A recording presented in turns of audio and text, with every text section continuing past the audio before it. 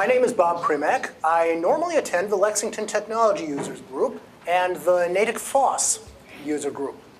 And today I have been asked by Steve and Evie if I might repeat a talk I did on the Internet of Things and home automation. This is a rapidly evolving field, so things have changed, and so has my talk, especially since I have half the time that I had then. So let's see if I can get my little Chromebook to wake up. Okay, it wants me to do this. Now, the first thing I want to point out is we need a good definition of what the Internet of Things is. There are so many things that could be involved in the Internet of Things that I'm going to narrow the definition from what it normally is. The Internet of Things, or IoT, refers to the billions of physical devices around the world that are now connected to the Internet, collecting and sharing data. Can you see how broad that is? It includes almost anything. It could be anything from a pill, to an airplane, to a car, to your house, or things within your house. This adds a level of digital intelligence to devices that would otherwise be dumb, or you'd have to pre-program them on a single program. And so you enable these things to communicate without a human being involved. And we have a merging of the physical and digital worlds. People talk about AR and AI, artificial intelligence and alternate realities, artificial reality. So basically, the first concept we need to know about when we deal with all these things is that they connect to the Internet, and in your house they will connect usually through a router and a modem. And because of that, you've not only got the devices reaching out, which they do to get their updates and stuff like that, but you've also got the ability to remotely access them. And I'm going to talk a little bit about some of the security issues that might involve. But first, let's get some idea of cloud computing, which is the most basic concept in the Internet of Things. A traditional cloud consists of a centralized hub, and then you have all kinds of radiating spokes out to and back from your devices. There is a problem with this kind of traditional cloud, and that is that every signal has to travel from the device to the central processing area, and then it has to travel back. And that can introduce something called latency, where you really wouldn't want a self-driving car to receive a delayed signal when there's an issue. So there's another kind of computing that's used there related to cloud computing. So there are basically three different ways to deploy cloud computing resources. You could use a public cloud, a private cloud, or a hybrid cloud. A public cloud is like your common internet, and that's what most of the Internet of Things from your house will be using. But a company could have their own corporate private cloud, which isn't directly associated with the Internet, or maybe it could be. If it is associated with the public Internet, then you've got a hybrid cloud. Cloud computing services all work a little differently depending on the provider. But many provide a friendly browser-based dashboard that makes it easier for IT professionals, or you at home, to order resources and manage your devices. Some cloud computing services also have various APIs that are used in business, or they may even have a command line interface. And this was how automated houses began. They began with a language called if this, then that. And that was very much a command line sort of programming language. But it's gotten different. So what I'm going to do is move on to my next concept. This is the way you avoid having a great deal of latency, and you have more immediate availability of data. It's called edge computing, or the intelligent edge. First, you have an intelligent cloud, and you may notice that instead of just having one cloud, you've got different points here that are indicated as being connected. That's a mesh network, which has various nodes that collectively provide all the processing power. Out at the edge, this connects actually, and out at the edge, you have some processing that can take place in real time right at the edge. So that maybe not inside your car, but in a nearby box on a utility pole, you would have some processing taking place so that your car can react to what's going on the highway, and it can receive reports of what's going on up and down the road. And the same kind of thing can allow even for new internet services, which I might get to if I have time. I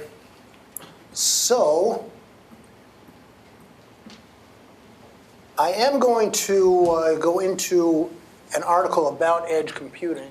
Let me just, for the sake of time, go through a little bit of this. What is edge computing? Edge computing takes data from the use of the Internet of Things devices and sends it to be processed at the edge of the network. It doesn't send it to the central hub. This means the processing can be done closer to where the data was created rather than sending it along a long path to reach someplace, to reach the cloud or a data center someplace. And in other words, you're getting the processing taking place on the edge instead of going all the way in, as I showed in the previous image, where it went all the way in. I'm having, yeah. I'm having a little trouble getting my mind about it. Could you give us an example of an edge? Well, let us suppose that you want to stream some video. And instead of having to call up a central place where they store it, the video might be stored somewhere in the edge. It might also have storage and not just processing. So that the data it collects about you would be collected and processed. You would be logged in at the edge. It would happen faster. Data from your car would be able to be transmitted to a local processing area at the edge and back to the car in a very short time, rather than traveling to some centralized traffic control location. And there are things of that nature. In your home, the home hub, which your network is built around, might very easily do a lot of processing. It might take the signals from your sensors and directly respond by lowering or raising your thermostat, or turning your sprinklers on or off if it's raining. Things of that nature can happen locally, and you don't have to go all the way into somebody's cloud. You don't have to go to Cloud Central.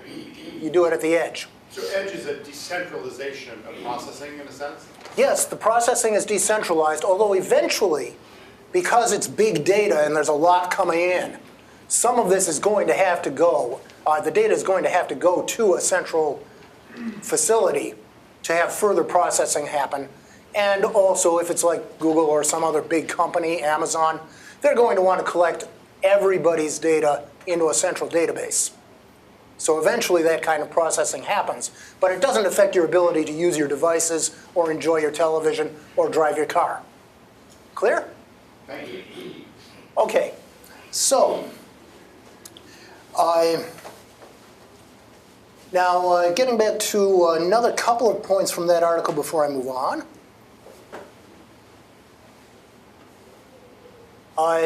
So what is edge computing? So you see we're doing some processing at the edge of the network, and it's closer to where the data was created, and you have less latency and less lag in a video, for example. This allows companies to analyze much more data much more quickly. And you can analyze data in real time, something that can certainly help if you rely on critical timing. In the healthcare industry, there are problems where you need to know right away what's going on with the patient. And in telecommunications, you definitely don't want a lot of lag and delay there. In finance, where you're doing this blockchain stuff, you want to be able to clear the transaction, or at least get it into the blockchain as fast as possible.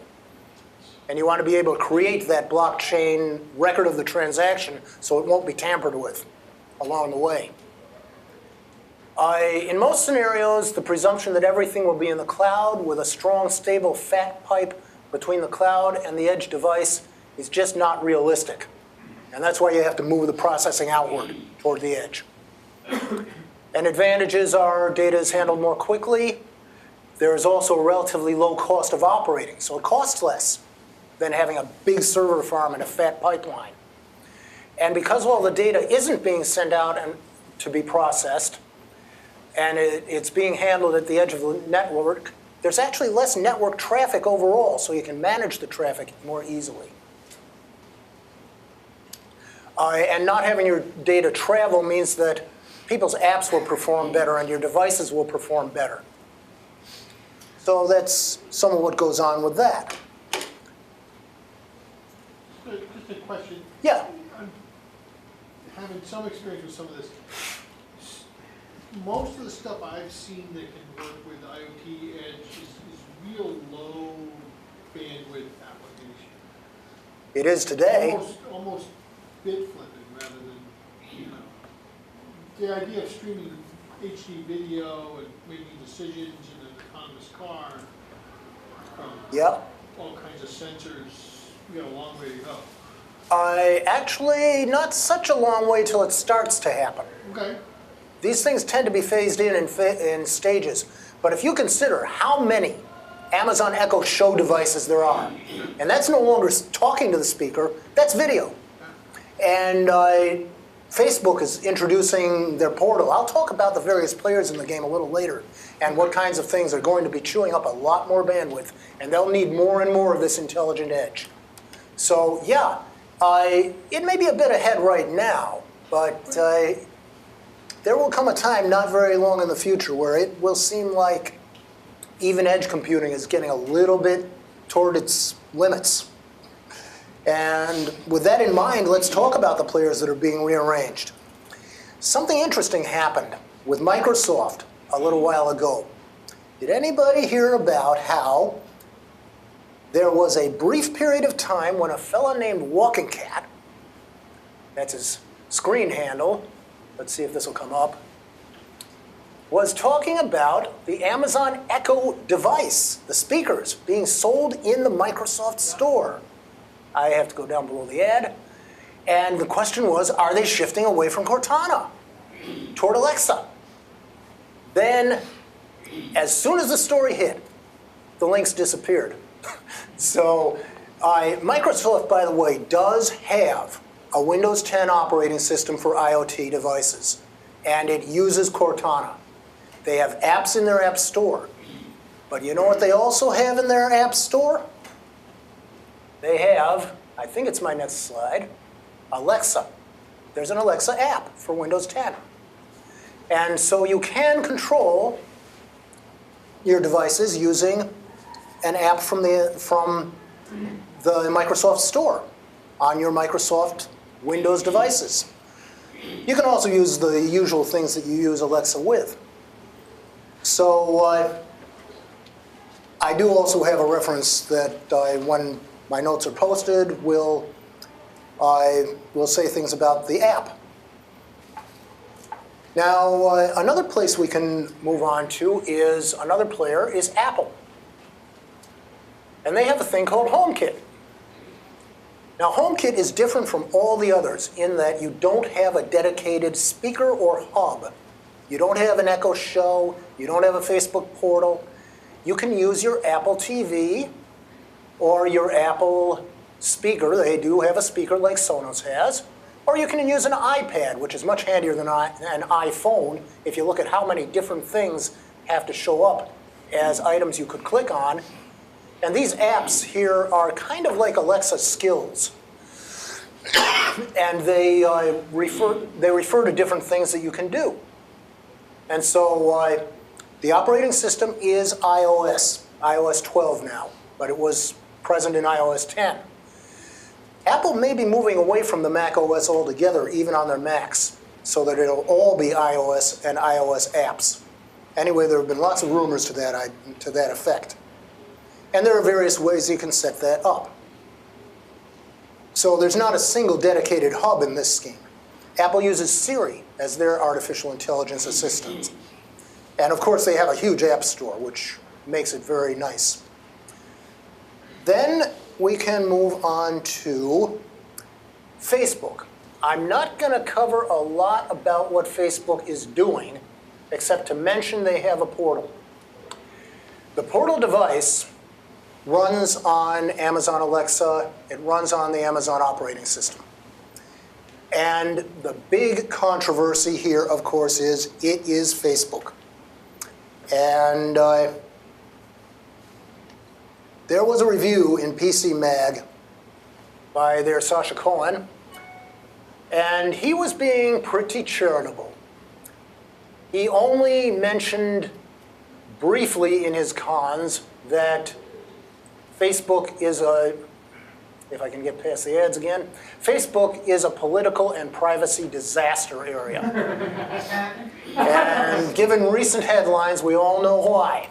But he goes all the way down through his review without making a big deal of it.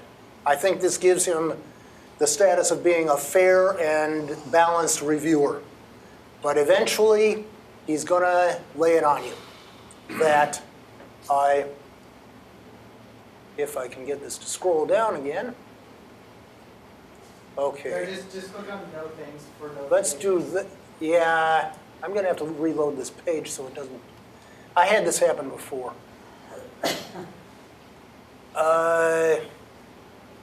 This page is going to be frozen for a while. There. Now let's reopen the closed tab and see if we can do it again. Okay.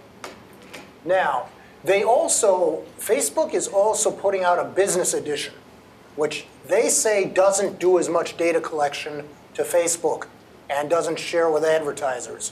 That's Facebook Workplace. But Facebook needs to get a handle on itself. Here's the section about Zuckerberg and all of his problems with the hearings and everything else. So, that's why I'm not making a big deal out of the fact that Facebook is claiming to be a player. Now, I don't know why this is freezing my operating system again, but we will try to close this tab again and do a no thanks. Try and close that banner at the bottom. Sometimes that can muck things up. Yeah, it's not going to want to do anything except freeze my operating system, because that's what this site does. As soon as we get this to close, I hope I don't have to reboot. Okay, we should be all right now. Now I can move down my presentation to Google. Or are we doing Amazon? Yeah, let's do Amazon.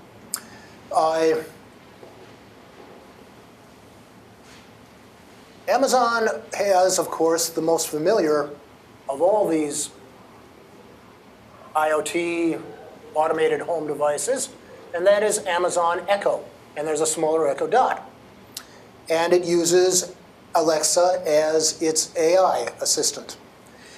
Alexa is so far the most advanced of all the artificial intelligence, natural language inputs. What sets Alexa apart is that once you get used to, once you get everything set up and working properly, once you get used to her quirks, using Alexa feels much more natural and responsive than speaking to a phone-based, originally phone-based operating assistant, voice assistant like Apple's Siri. And Microsoft Cortana, I'm sorry to say it in this building, is way behind the others. Just in terms of what they can understand and what they can do.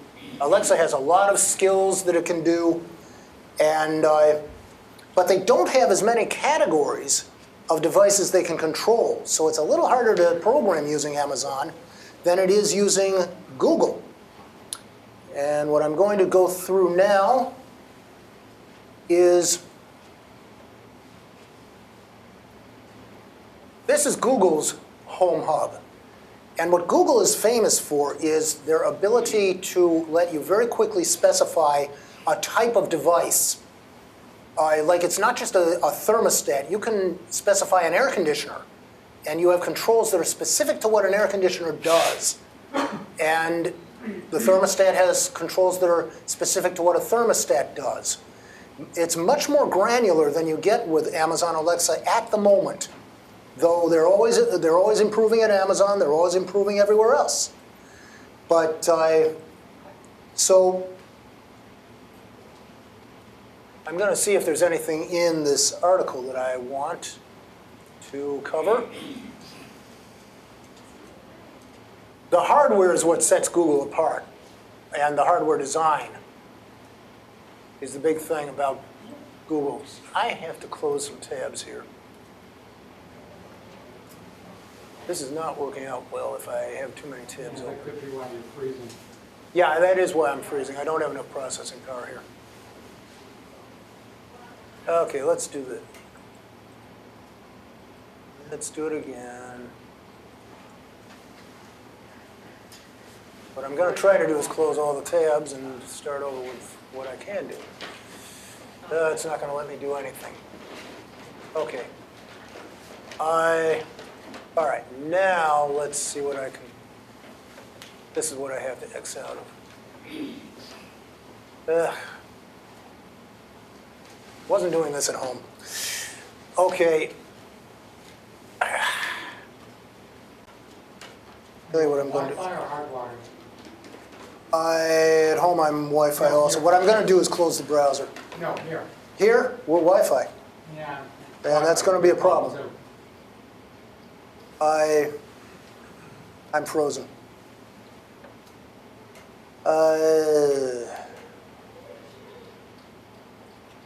I'm not able to close the browser. All right, bring up Task Manager. Yeah, if I had Task Manager in here, which I don't because this is Linux. Oh, okay. So, It's a Chromebook. Is there any option you can go to? I'm going to have to leave the session is all I can do. So you have to reboot completely. No, just try to see if I can log out. No, I can't even log out. Yep, going to have to turn off. Central Alt Delete R. Yeah, Control Alt. R. Yeah, Control Alt R. Let's see if that'll work. No. No, it's not going to do anything. So, I really do want this to close, but it's not going to do it. Yeah. Okay, well, we'll have to start over.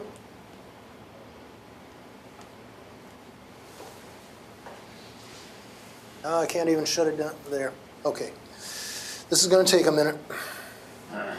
Bob, while it's rebooting, I wanted to ask you Yeah. whether, I'm just wondering if there's an interesting analogy here. When computing began in earnest, we had huge mainframes, and the only way you could Yeah. do any computer work was to go to the computer center and deal with the priesthood there. Right. And then the personal computer change that happened in the early 80s Yeah. gave people a chance to have computers on their desktop, and then the web came and took that away, and now a lot of activity now is no longer under people's control. But it sounds like the edge computing is actually bringing some of that back, where there's more, in some ways, more local.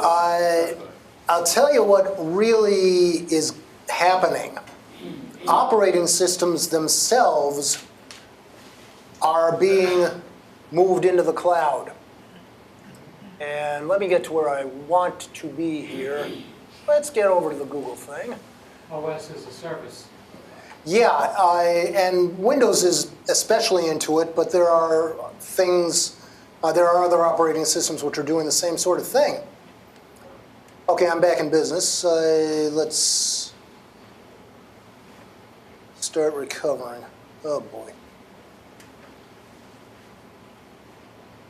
Okay, finish that. Here we go. Now let me get back to where I was. Okay, I did important. We're down to players, and we were trying to open up on. And just to answer the question about are we getting back control our local level? No, we're not. Because edge computing still feeds its big data into the big companies. And the big companies pretty much control the data. We all complain about what we learned about Facebook, but it's what we don't know about Google, Apple, and Microsoft. You know, Apple says that they're doing less of it than the others, but how do we know? And Amazon? Everybody. Even Akamai. Yeah. Whichever ones they are, they tend to do that. And Akamai could be considered edge computing because they cache a lot of web pages from other sites because the other sites are overloaded. You're closer to Akamai than the site in California. So what are they collecting? Because we know one of the things they do is collect internet data. Okay. Would you be in favor of changing the environment so that we insisted that these companies couldn't collect our data without our explicit permission? The problem is some data has to be sent in real time. And it has to be sent so fast you can't really have a may I before it does it. And this is particularly true like if you're driving or if you're, even if you're doing like a video chat. How much of that, or if you're telling your home assistant, turn down the thermostat. Do you want it to ask you what data you want collected? Or do you want it like you have on your phone when you have app permissions? Maybe that would be a good thing, and it does exist in some of these. You can limit the permissions that Alexa has, and you can do privacy things in Facebook. There are some settings. They aren't terribly effective, but they do exist. What someone has proposed is to do it the other way around, where we insist that these companies have us release the data to them by saying, yes, you have my permission to have this information, but to do it very explicitly and in some kind of organized way. Yeah. And that's what the European Union just passed. The EU has a certain amount of that, the right to be forgotten and the privacy protections, the opt-in rather than opt-out. Yes, that would be a very good thing.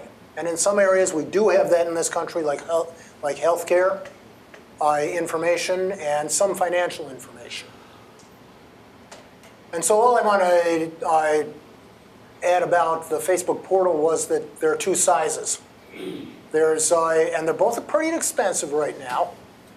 And the Portal Plus is big, and it can follow you all. It's made so it follows you all around your room, and things of that nature. Yeah, I was surprised when I saw the ads and it has camera tracking. Yes. I found that very interesting. Amazon Echo Show has that too, though. You can set it so it will track you. And if you're cooking or doing something where you need your hands, maybe you do want it to follow you. But you have to realize some of these devices do have a mute button. You can stop them from recording everything that's going on in your room and stop them from responding to every voice in the room. And so we've got... Bob, this gentleman had a question. Just a question, but Yeah. one of the things I struggle with is that you have no way to actually know whether that mic is off. Actually, the Amazon Echo and Echo Dot have a blue indicator light that says when they are listening. Right. Google, I think, has something like that, and don't know about Facebook Portal. But I still don't know what the indicator light is. I mean, you have to give them some serious verification to tell whether it's actually. I think maybe they could improve the product by having several indicator lights, one saying the device is on and ready, another saying it is recording, it is listening, and another is saying something else about what it's doing. Yeah, I have a serious problem with that. Hey, Sharice, because- I'm sorry. Steve, do you have... No, recently there's been some YouTube videos on their Yeah. YouTube site about Amazon and their, when you use Amazon to talk to its particular voice interfaces, as I might say, Yeah. they've been realizing that they've been actually using that information to collect data, to use it like in a government situation. I don't know what our government does. I'm not a government insider, so I can't say. Yes, there are rumors. There have always been rumors. by And some of them may be extension- true. And by extension, a hacker can turn the microphone on and listen in. It's in your bedroom, listen in on Pillow Talk, listen in on anything. Okay, I can get to some things you can do about hacking. And I will get to that. I don't probably have very much time That's the big left. problem I have So, with these speakers. yeah, I don't have much time left, so let's do the one last device. Let's let Bob continue. What, there was one more thing. Karen, did you have a question? No, I wanted to hear what you had. Yeah, okay. So let me just say one more thing about players in the game, and then we'll get on to this bit about security and how you secure your smart home. Because there are things you can do about remote access and people getting in. But XFi is an example of how ISPs are moving away from these DVR-based systems to streaming-based systems, which also will include home automation. And Comcast is about as far ahead as anybody in the business in doing this, although I'm sure Verizon won't be far behind. And what this also does is it allows a 5G connection. And what 5G allows is, I'm going to skip ahead to what 5G is doing, and I'm going to skip through a few things, and I'm going to show you some 5G equipment in the field. We all know what cell towers look like. Yes. But have you seen, and I'm going to see if I can find the image that I'm looking for here. I'm going to skip ahead. Yeah, here it is. Have you seen what the 5G protocol allows? By the way, 5G is a new protocol. That, Yes, telephone poles, utility poles. This is the actual transmitter and receiver. They don't have This is a transmitter. on cell towers, that's why so they you do. can barely see it. That's right, although it's a little bigger at ground level. You mean there's something on that? Yes, See that black rectangle at the top? That's these it. things, So that on cone. the left, That's No, the no, no, antenna. picture. That's the antenna. so Why on, can, on the far left, yeah, that too, yeah. But let me tell you something else about these. yes. This box, this mailbox isn't a mailbox. That's where the equipment is actually stored. So these are only the antennas. But that's the part that people get upset about cell towers, right? So for 5G, that's stronger than the cell towers? Actually, 5G is weaker, much weaker. And let me show you how it is weaker. If I have, I think I have Not to this. interrupt, but, I'm going to show you about the spectrum and what it means in terms of antenna size. The spectrum that we're using with cell towers is a big tower and a long wavelength. There's a physical reason for that. Then when you get to shorter Wi-Fi wavelengths, you have macro and small cells, which are smaller. And in your house, you might have a mesh network or a repeater. And that's basically the same sort of thing. Now we're moving into millimeter waves for 5G. That's one of the characteristics of 5G. And the cells are even smaller. They're about maybe twice the width of my hand or twice the length of my hand. And, and this also allows bandwidth capacities between 30 and 100 gigahertz, which is 4 to 20 times what you can get through a cell tower today. So it's different. Is that because the transmission is going through several of those cells simultaneously? No, it's because the wavelength is short. Okay. And a shorter wavelength can get more data through faster. Okay. But the trade-off is, these signals don't penetrate very well. They can be blocked by almost anything. So every neighborhood, every few blocks has to have one of these transmitters I showed you. Okay. And that's why they need to be on utility poles. So And they you will have hit- to be lower to the ground. Not lower to the ground, but in a good line of sight Okay. with your radio receiver or something like that. For example, in an apartment building, they might even have their very own distribution system, which they also have for Wi-Fi today. There might be an antenna on every floor of an apartment building. Yeah, you could have what's known as a femtocell. One of these tiny little cells could be just about anywhere because they're so small. You can park it in a window. Yeah. I'm concerned about if we're introducing this and going to implement it everywhere, this in some ways is a very large, uncontrolled experiment, a public health experiment. We really don't Right. know what effect these waves have in this. We've never had this kind of volume of them. Well, there have been studies, yes. The most recent reviews of the literature have been talked about by the science superstar Neil deGrasse Tyson in his talk and in his book that is called The Null Signal. You see these little signals of cancer and various other things that rise just above background. But if you look at study after study after study, the signals aren't all the same, and they tend to cancel each other out. And so as far as anyone knows right now, it isn't a significant risk. We're not talking about ionizing radiation. We're talking about very low energy, lower frequency radiation. And calling it radiation kind of brings up this idea of gamma rays and things that really hurt you, X-rays. But this is much less energetic. So as far as anyone knows so far, if there's any risk, it's very, very small. But you don't have to accept a femtocell in your apartment. You don't have to use Wi-Fi. You don't have to put your cell phone to your ear. You can use hands-free, if you're really concerned. But these are yeah, now going to be on every street, right? Yeah, so they are. It doesn't change from having cable telephone, which we've had for so many years, to having lots and lots of these transmitters in every neighborhood, everywhere. you know what? The amount of electromagnetic transmission from a typical cable box, the amount of just leakage that it does, or your typical transformer on your electric utility pole, that's more energetic than this stuff. Yes. Yeah. Okay, if you go back to that cell picture, Okay, let's take a look at where they are. These guys? no, The chart. the chart, Okay, the frequency. yeah, Yeah, okay. The picture on the left, you had X number of customers per tower, yeah, and you could use as much as 3 watts to get to that tower. exactly. And if you had a cell booster, you could get it to 6 watts Yeah, to get to that tower. true. When you go to the next picture, Yeah, each one of those cubes, yeah, hexes, yeah, can carry that same number of communications.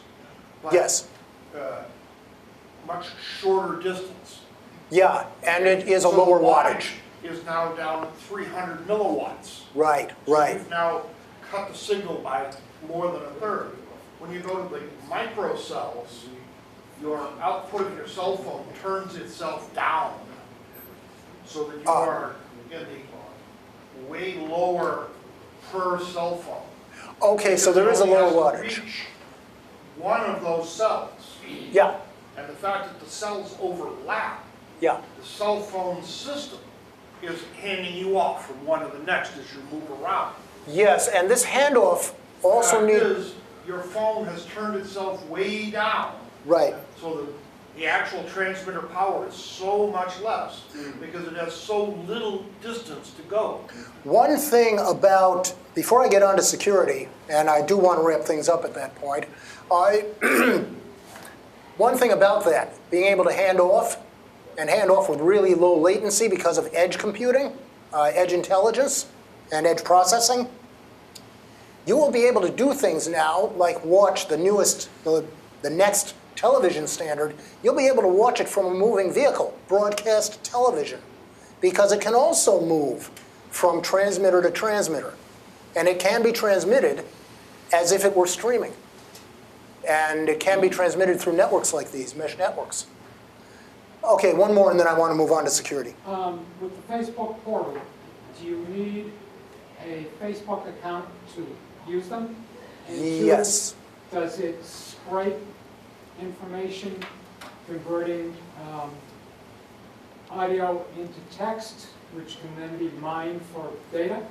I don't think they have admitted to converting audio to text, but they can mine audio. Anybody can mine audio. Okay. So you don't even need to. And convert people it can to mine for- video. They mine for images. They do mine for images. So And do you need a Facebook account to use it? yes, you do set it up through a Facebook account, just like you would set up Apple through an iCloud account. Okay. And you would set Microsoft, you would set up through Microsoft Won't be cloud bothered account. anytime soon. So Facebook, yeah, there have been enough concerns. I personally wouldn't do it, but some people might. I'm going to skip over Easy Mesh, which is another standard that's related to 5G, so that you can make all these cells operate together and cooperate. And I may have, here's what I want to talk about. What you can do to secure your Internet of Things, and then I'll probably end on this topic, on this subtopic. You can create two different Wi-Fi networks. A separate Wi-Fi network can be created either at your router, or there's another way which I'll show shortly, which will allow you to keep your Internet of Things devices much more restricted in who can phone in and how you can phone out. Firmware updates from the manufacturer can be signed rather than out in the open, so they can't be hacked and messed with as easily. The firmware itself can be secured on the device. Most manufacturers don't now, but they're beginning to realize they have to after several devices got hacked. And you can install a Unified Threat Management Appliance, or UTM. Briefly, that is something that sits between your router and your Internet of Things network. And it creates the network so you don't have to go into your router and do it yourself. If you're a good network administrator, you would just do it inside your router because you have a security router and you can set ports and all kinds of things, set up a subnet and all kinds of other things I don't personally understand very well because I'm not an IT professional. But this is from Bitdefender, and it is called the Bitdefender Box 2. And there are ones from Symantec, Norton. They cost $200 to $500 for the device, and there's about a $100 per year subscription. In the case of Bitdefender, this also gives you the security suite for everything, including all your operating systems. Apple, Microsoft, Android, it doesn't care. It's got it all. So this is something you can do. Another thing you can do is turn your smart speakers and hub, well, your smart speakers off when they're not in use. Make your hub not listen when it's not being used. And so there is maybe one more thing I want to cover, and then I just want to make brief mention of one last thing. There are 8 points that have been made about securing IoT devices. And this has been made in an article at CSO, which is a nice site. Don't connect your devices unless you need to. Now we're going to go through one of these to subscribe now, and I'm going to hit the close button on it and hope we're back. Close the ad. We're back. CSO Online does that, but that's okay because they're a good site. And don't connect your devices unless they need to be connected. I mean, sure, it's nice to have a refrigerator that can order groceries, but do you need to have that connected? And you know, various other things about that. You create a separate network and protect that network more than you would your ordinary network because you don't have security software inside your devices. Pick good passwords and use a different password on every device. Don't use the default administrator password. Turn off universal plug and play. That's something you do at your router. And you can even do it at Comcast, although some of their features won't work as well if you do. Make sure you have the latest firmware updates. People keep forgetting that you have to update the firmware in every device. Some of them you can set up to do automatically, but others you really have to go through a few hoops. Be wary of cloud services, meaning, like with this Facebook thing, you don't want too much of what's going on in your home to be monitored and stored in the cloud if it's not necessary. There are times you need cloud hookups, like if you have an Amazon Ring doorbell and you want to let the delivery person in, or you want to communicate with the person who's at your door, that sort of thing. Keeping personal devices out of the workplace is something for businesses to worry about. And tracking and assessing devices is also a business thing. This being CSO, they talk about businesses. So, that's pretty much what I was going to talk about, except to mention how AI is getting much more realistic with Google Duplex, which is this bot that they couldn't tell the difference between whether it was a person or whether it was a bot making a telemarketing call. And that's one of the places AI has led us. And then we're talking about collecting the data. I have an article referenced in here about Google's selfish ledger. And this was an experimental video in 2016 that basically all their collected data would lead AI to be able to operate very autonomously. And it would start making decisions as to what's best for the future of the human species. You can lead this into concepts like the Netflix streaming series Black Mirror. Is it Dark Mirror or Black Mirror? Black Mirror. And you could also, I have also referenced what is going on in China, where they have reputation scoring that is no longer based just on finances. It's based on your social media and everything that would have been collected by somebody even more nosy than Facebook. In this country, let's hope it doesn't come to that. And remember, the video that I have referenced was only an experiment, only a thought experiment, so they say. But that's Google telling you about it. And China being China, how much is the government plugging into that data? Oh, China is doing this. They restrict your activities if you have a low social score. They give you extra privileges if you have a high social score. It can affect everything from whether you can travel on an airplane, to whether you can open a bank account, whether you get a job, keep your job. Terrific. We do this with credit scoring in this country. Yes, but you have control over it. You can improve your credit score by paying your bills on time and, keeping your debt low. And you can improve your social score in China by behaving yourself. Right. Yeah, and the government determines whether you're behaving yourself or not. Let me make one comment. There is a cultural difference between China and the US. We're used to a lot of individual liberty. Eastern societies are not so much used to this. They're used to everything being in groups and in aggregate. And there is a cultural acceptance of this sort of thing, which we would never. Well, So I'm concluding. thank you.